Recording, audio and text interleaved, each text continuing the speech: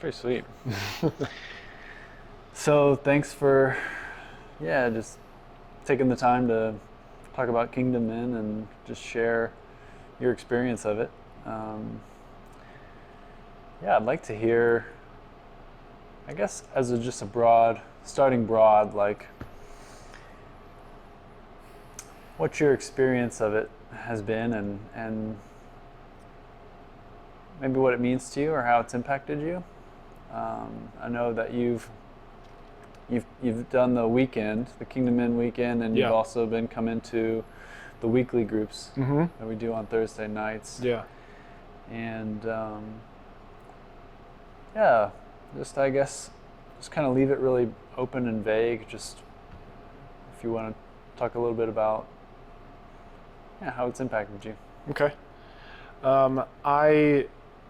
I will feel like it's right to start with my invitation to the group, because that's where a lot of this starts, is someone thinking of me and inviting me. Like, all of us have something like that.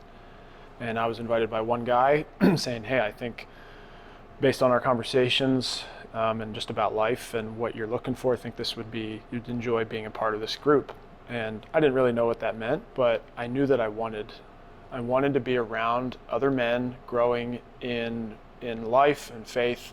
And so it was as simple as that to start. And it's been maybe a year and a half about that I've been part of the weekly group. And what it is a very steady part of my week of, I know that on Thursday night, I don't know necessarily what's going to happen, but I know that the agreements that we've set up and agreed to are going to hold. I know it's a place of confidence. I know it's a place of safety.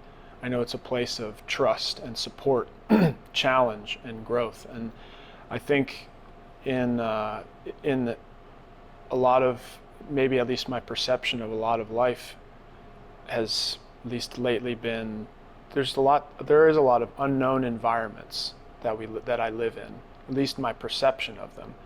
And even though my understanding of myself, and my comfort can be challenged in group, I know that it's those pushes are coming from men who I know care about me, have my best interest in mind, and are also able to receive my pushes and my challenges and my support and my encouragement. So I think broadly it's that there's this stable place where being around men that I've developed and grown a deep trust with, that I can reveal and be who I am, live it out, and also grow in that. It's been such an amazing experience to be able to practice, like in some really real senses, like practice being a man. Because there's things that we even just talked about tonight about doubting, a lot of doubts, and it's fun to be able to it makes the hard stuff of being a husband, being a brother, it makes it like a little bit fun when you know that you can do it with a little bit more freedom to make mistakes and be supported in all of that. Mm-hmm. Yeah. And what was your expectations coming into it? Did you have any kind of preconceived notions around what this would be like before you stepped into it? Or were you I'm just open to it? And I had a little bit of the one expectation was like, it's probably going to be guys my age.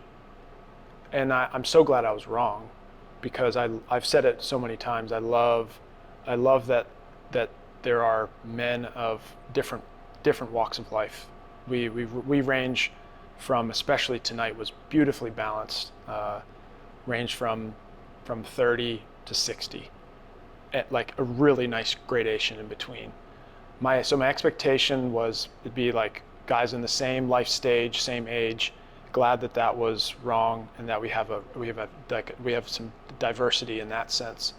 And but I think that was one main thing. But also I was open because I didn't know what to expect as far as who these people were. Like that is, I have to acknowledge that that's like something we all can feel, and that's natural. Like, who are these guys I'm going to encounter? I have no idea. Like, are they going to accept me for who I am? And there's all those questions of self-doubt. But those were able to. I was able to let those go pretty quickly. So that was, I think, something that as I said in my first bit, just being able to know that I could let that stuff go. I didn't have to worry about acceptance. Like, that's agreed upon. Like, all of you is welcome. We say that a lot. Like, that's agreed upon. You don't have to worry about that. Like, set that aside. And so that's the expectation when I come. It was the expectation when I first started coming was like, am I accepted for who I am? But that's been put by the wayside, taken the place of what we've agreed to that I am. All of me is welcome here. Mm-hmm. And how does this kind of experience here maybe differ from other men's groups? How does this one that I've personally been a part of? Yeah. I think because there's been a couple of guys that have come, like maybe having a picture of like a Bible study, and that's not what we set this up to be. Like our faith is central. Our Scripture is guides us. Like it informs a lot of our discussion. But that's not, it's not set up like that. And that's, I think, especially because, darn it, I forget actually now. I had a thought about what your question was, and I forget where I was taking it. Well, it sounds like you were going to say it's not like the typical Bible study. Oh, right. Completely just, yeah. Okay. Can I start again? And I assume you can edit. Oh, no, we were not editing. We're just... We'll keep it. Okay. Wait. It's raw, real. Really? Is it? Yeah, we'll keep it just like that. Okay. Yeah. Okay. Well, but yeah, you're saying like it's, typically we'll come together and we'll bring our Bibles and and that's good. There's good in that. Dude, Bible studies rule. Yeah. There's a place for it, and this is a different experience than that. Yeah, I think what it is that that where we go, the way it differs, in my opinion, is that we have a structure which I think helps us, and it's not that it's just unstructured. Like, I think sometimes that falls flat when I hear people just be like, oh, like it's just so unstructured, and I can get on board with that, but then what? It's unstructured, and how is it being facilitated? Who's leading it? Because unstructured it feels good to me. And I'll speak for myself. Like I've wanted like the organic and unstructured because it feels more authentic. Because I believe that that's true. Mm-hmm. I think structure can make things feel dry and make things feel old sometimes. But structure is also it's like an arbor. There's plants that we all can enjoy that grow on arbors, and some of those plants, they do not flourish. They do not present the way that we see them if there isn't a structure to grow on them. So I think there's both things. Mm-hmm. So I think there's structure to it, but also we give things room to be a little free form. But really what I'd want to get at is we know when we need to get deeper quickly. Like we can say like, I'm like hurting a little bit, or I'm struggling with that, and we don't stop there.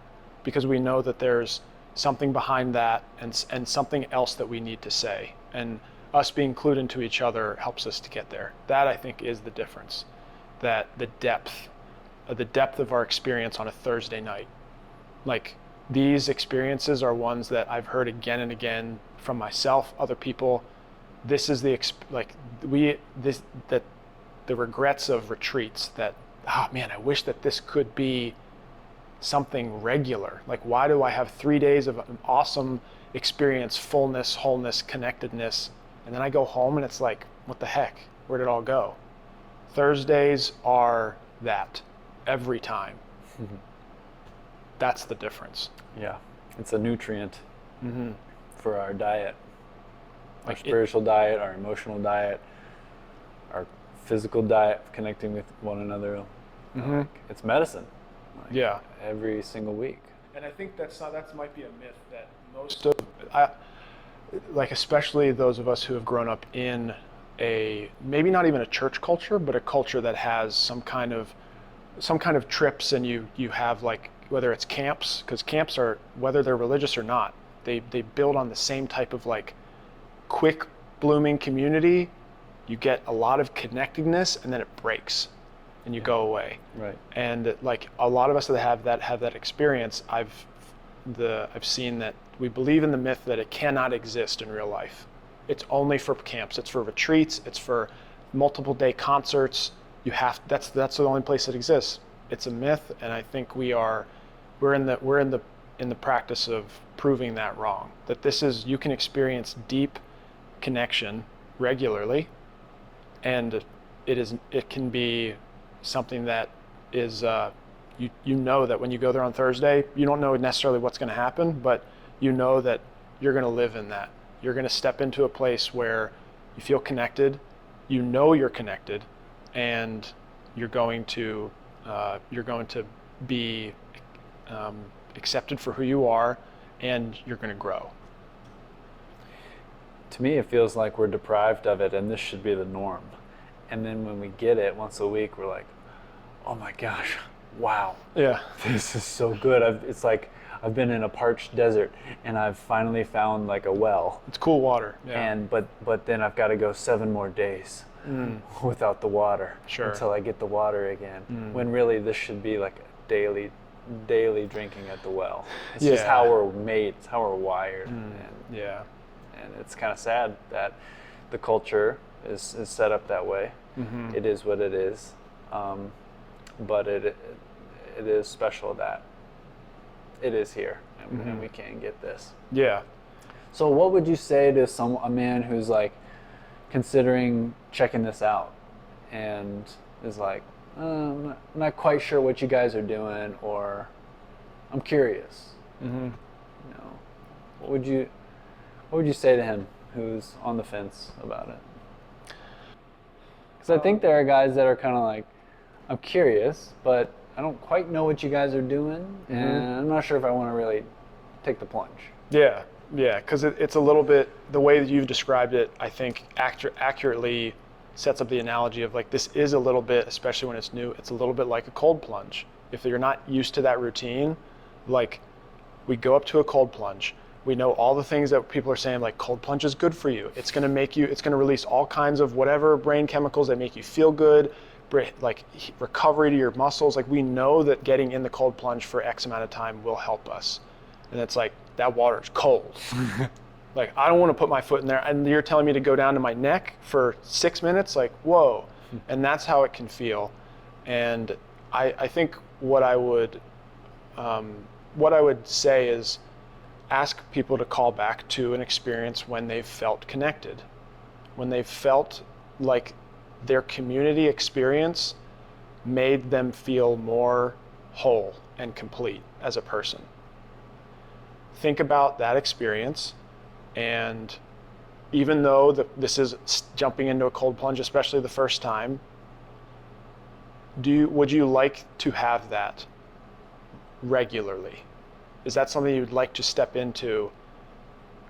Because it's completely okay. Like maybe you don't have a connection with some of the guys here. Like that's a real fear that all of us can have. Will we connect with those particular men? And I'm more and more convinced that it's less important that you connect on some kind of like, shared hobbies and shared, like I think coming here, it's just part of us to be connected. Like I don't think you need to be concerned about, will you connect with these men? We are all very, very different, and I've watched us all connect regardless of similarities amongst us, whether that's personal preference, politics, social status, career, none of that matters because we're tapping into part of us that is shared.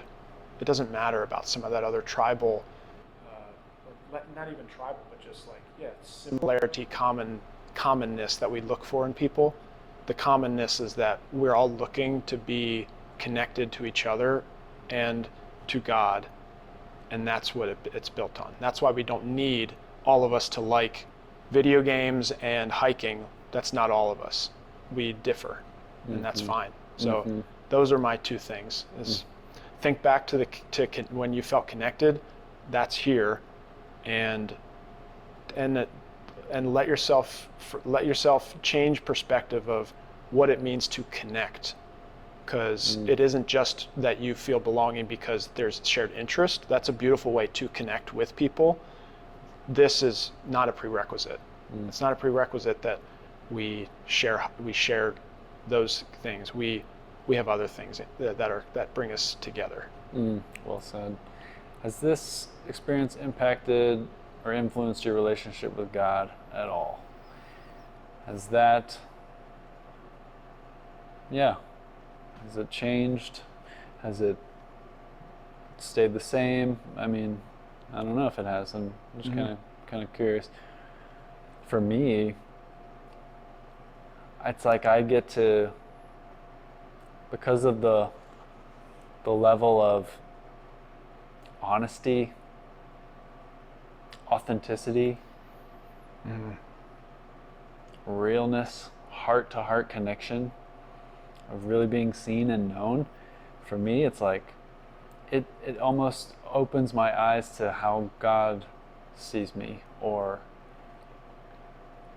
and it kind of just brings me into more of an accurate kind of relationship. That is, I think, what God has intended all along. But it's just I don't experience it in the world that much. So I'm not sure if it's the same for you or something different for you. But I'm curious if this experience has influenced your relationship with God at all. Yeah, absolutely, it has. And I think connecting this back to an earlier question of expectation is, I think because of my background and my experience, especially through being a part of a campus ministry in college, and then that kind of setting up a lot of my expectation of after college faith. I think there's when I hear growing in my relationship with God, it's that takes a certain form. And I think it was linear, it was kind of like a succession plan. And it wasn't, I think that was contrived, and I was trying to meet milestones in a relationship rather than a knowledge of me being known by God and God and me knowing God.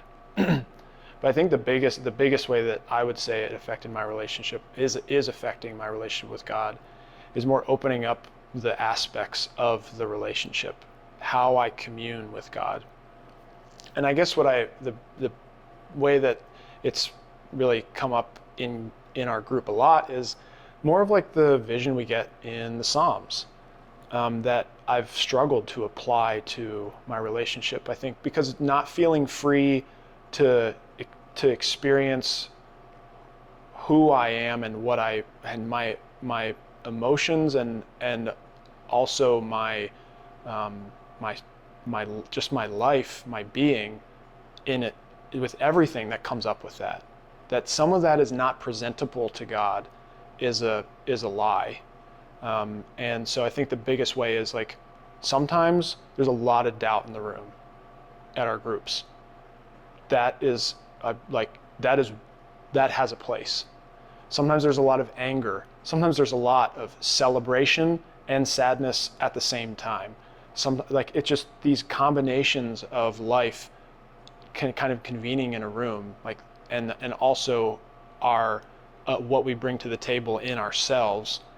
It's a weird offering it's a weird offering to okay, God, this is I'm a little bit weird right now, or I'm a little bit distrusting.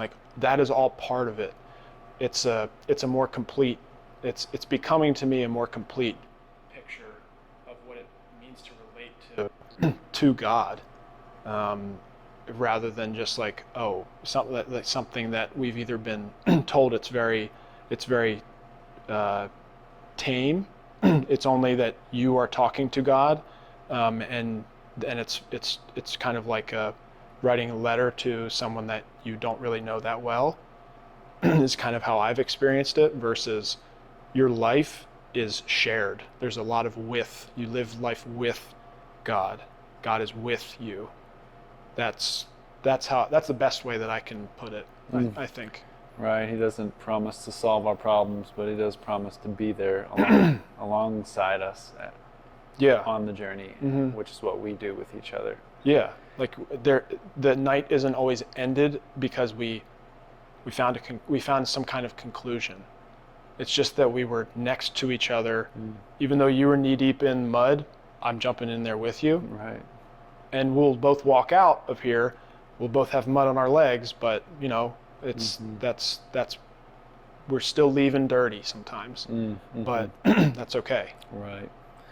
And so last question, if you were to describe Kingdom Inn in one word, what would it be?